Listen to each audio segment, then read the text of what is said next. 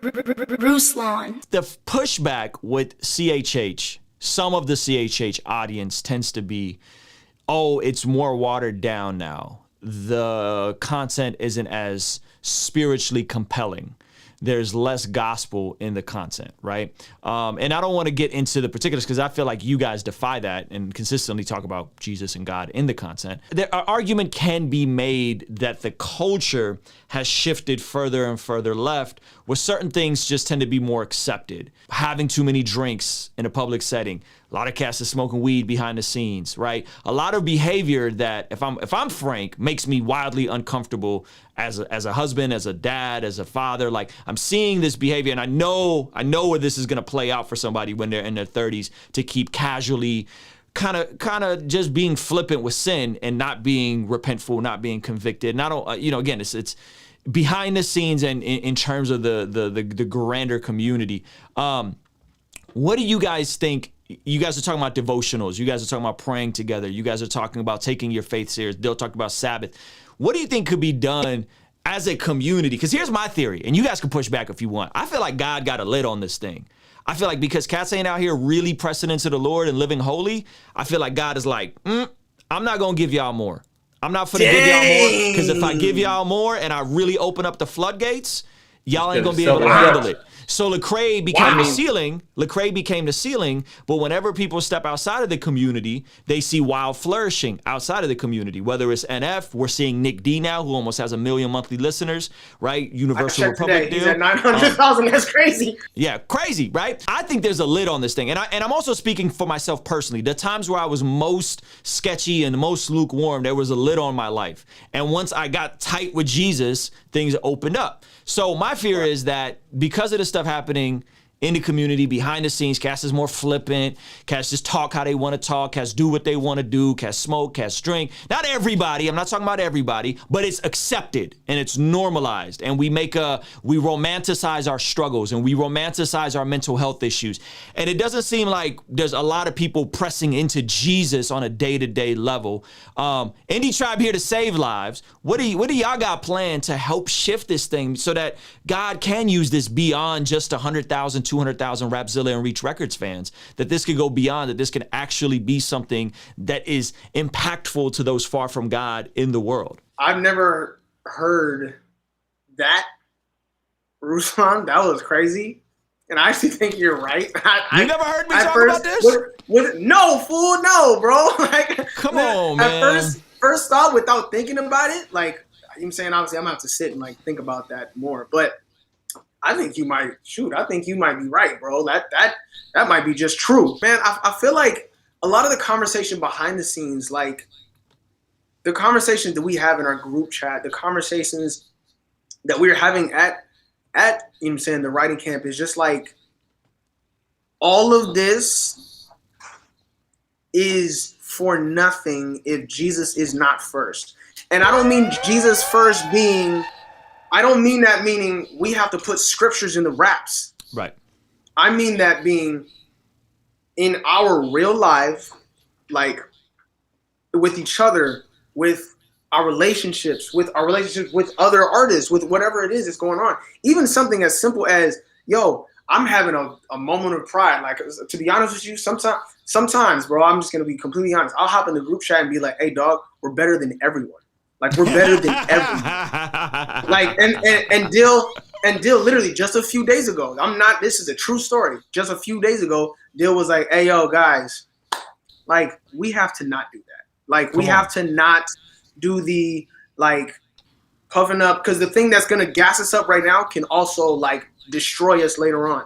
And it was like, shoot, that's actually true. So, like, if our lives, if what is happening does not reflect Jesus, then, you know what I'm saying, then, like, even if we're putting scripture in the music and we're talking about, hey, yo, Jesus Christ saves lives, but I'm doing whatever behind the scenes, then Jesus is not, he's not aligned with me in that. We're not walking together on this path. We're not going with Yahweh. Like, that's just, I'm going to put some scriptures in raps and then go do whatever I want. Mm-hmm. Like, us behind the scenes, holding each other to the standard of we have committed to walk with Jesus So we're going to walk with Jesus. So that way, even if I'm making a song, we're called Pop Funko, I ain't gonna stop till they turn me to a pop, right? Like that song is essentially about like I want to be successful in what I'm doing. Right. But even in that, what we're talking about is, I mean, that's where the title for the album came from. If my hand's in the air, then I got the upper hand. Like I didn't say in that joint, you know, hey, like Jesus Christ is the only way to true life, and apart from him, we have nothing. And I didn't say that in the record, but that is the spirit and that is the heart that's behind it, because of the fact of how we're holding each other to walk with Jesus. You know what I'm saying? And that's my piece. I mean, man, I'm gonna just keep it a buck because that's all I know how to keep. I mean, Ruslan, I agree with you, bro. Like everything you said, I agree with you, and I agree with you because I am that person. You know what I'm saying? So what I mean by that is like, me and Dill and Mowgli and John talk about it often. Is like I feel like people do romanticize their sin, and they've convinced themselves that this is as good as it gets. Like this is where God has me. This is where I'm gonna be. This is what it is. I've learned to live with it, and I feel like people have romanticized it, especially in their persona and music. It's like, oh, like this is how I am, and I'm not gonna strive for better. You know what I'm saying? Because I'm so used to the defeat of backsliding that I'm just like, all right, you know what? This is what it is, and I love God and whatever. Like, and I love God, and I'm gonna try my absolute best. But there's this one specific part of my life that I cannot literally get over. It is what it is. And for the longest time, I was that person of complacency and all right, whatever it is, what it is. But there, like I said, I think to answer your question, what will help our community and take that lid off and to do all these things is being accountable to community and having an actual community outside of music. You know what I'm saying? Because I feel like I've gotten to the point that I'm in because I don't have community. And I feel like if I did have a community where I was honest and transparent and have a loving people around me that are outside of music, because I just want that break from music, that it would benefit me in the best way. And I think that people like they don't want to be under somebody's wing. You know what I'm saying? They want to do what they want to do, and they want to learn what they want to learn on their own accord. And I get it. I get that. Is that right? Not at all. Not at all. I completely would fully suggest people get under community, because there's so many people that have church hurt that I have as well. But it's like that's just not an excuse, man. To not be in community at all, to not go to church, to not be accountable to somebody, to not be open to somebody, to not have people in your life because of church hurt is extremely spiritually immature. Sorry to say, be so blunt about it. It's spiritually immature, and it's just you're prolonging your progress by doing that. Like you don't like it's like you don't want to do. You know what I'm saying? I wanted to say with what Michael is saying, like being a part of community meaning with brothers and sisters that walk how Jesus calls us to walk and hold you accountable to that. Not going, well, I mean, I feel God more when I'm over here than when I'm with people that love Jesus. That's not the same thing, because that's not what Jesus said. Jesus didn't say go and be with people where you feel like God might be there. Like he didn't say that. He was saying you're supposed to be a part of a body of believers that believe in Jesus, right? Yeah. So yeah, that's good. Yeah, and the fear is that we are doing so many things for God that we stop doing things with God.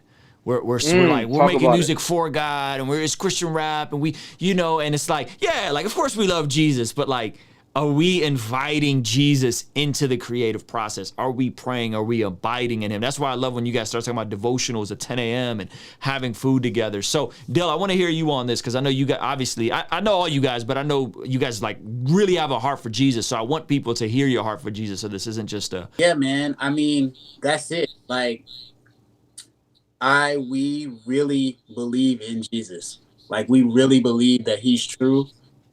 He didn't stutter when he called the church his body. Like, it wasn't a mistake. It wasn't a nice little metaphor. Like, we're his hands and his feet. Like, he doesn't there's no plan B. He wants us to be together in community. He wants us to be the body. That is a gift that he gave to us. That it's an understatement to say he takes it seriously because he died for it. You know what I'm saying? Like, so community can't be overstated. You know, and I was, yeah. When you were talking about, you know, God having a lid on it, that's something that I haven't considered yet either. But I think that could be true also. And I would just add, like, my walk and our walk, our individual walks with Jesus, is like, I'm not motivated to go deeper with Jesus because it may make my career pop off. You know what I'm saying? I still think that you would be right. Like that might be a yeah, that might just be like a byproduct of it. Like, yeah, like you said, that's a perfect metaphor. I don't need to add to it, but I'm saying I need Jesus because I need Jesus. I need to be in scripture each morning. I need to be in community. I need to be in church. I need to be in prayer because I fall apart without it, because I disintegrate without it. I'm not an integrated person without Jesus. You know what I'm saying? This could, I know that, like, it can be taken as cliche, but it's just true. Like, this stuff could fall apart tomorrow, and it's not going to change how I practice my faith. This stuff could blow up tomorrow, and it's going to change how I practice my faith. I would need community to make sure that happened, because it would be more tempting for it to change how I practice my faith if it did blow up than if it all fell apart. If it all fell apart, I'm going to press even more in. But community is what's going to help you when it does blow up to stay that course. You know what I'm saying? So yeah. The only thing I'd say is, you know, I think when you look at, you know, the new generation of like Christian hip hop and how that's different from, like, you know, you have a generational divide and you have a format change where, you know, music has become more accessible to more people. And because of that decentralization, there's a lack of regulation. You know, there's lots of gatekeepers. So, you know, you have people that are not going through like the cross movement, like discipleship ecosystem into making music. And, you know, I think we're seeing a lot of the logical consequences of that. But you know, with that said, it's like, this is how it is now. And I think the way that we interface faith and the way we engage with it all just comes because music is just an expression of our hearts, music, an expression of ourselves. And there are people in our community at all different stages of their walk. And we're really trying to just like dig in with each other. I mean, we're even in Indie Tribe, we're at different places in our walk, and there's an ebb and flow that goes through that at different times. And, you know, we all have community outside of Indie Tribe, but we're also, especially concerning music, I'd say the primary community for each other with how, you know, it comes out in the art. So, you know, I think we've learned a lot in just how to engage in each other's walk. And how to really be Christ-like to each other off the music, to the point where, like, the way what actually gets put in the track is like, it's just so natural. It's such an outpouring of what is just what we're fluent in, fluent in our thoughts and our heart's desires. You know, we just want to keep that. That's the main focus, you know, and even outside of music or anything, like where we are at in our walk and in our relationship with God and our understanding of God is the most important thing. Kingstream Entertainment. Ruslan. Hey, thank you so much for making it to the end of this video. If you found it valuable, please consider giving it a like and subscribing. You can check out one of the other videos related to this that'll be over here. Now, I gotta tell you about a free training I have for anyone that is an entrepreneur, a creative, an artist, but maybe you are unsure on how to find your voice, how to find your niche. I have a free training in the description of this video. Check it out. Once again, thank you so much for watching. I appreciate you, and I will see you on the next video.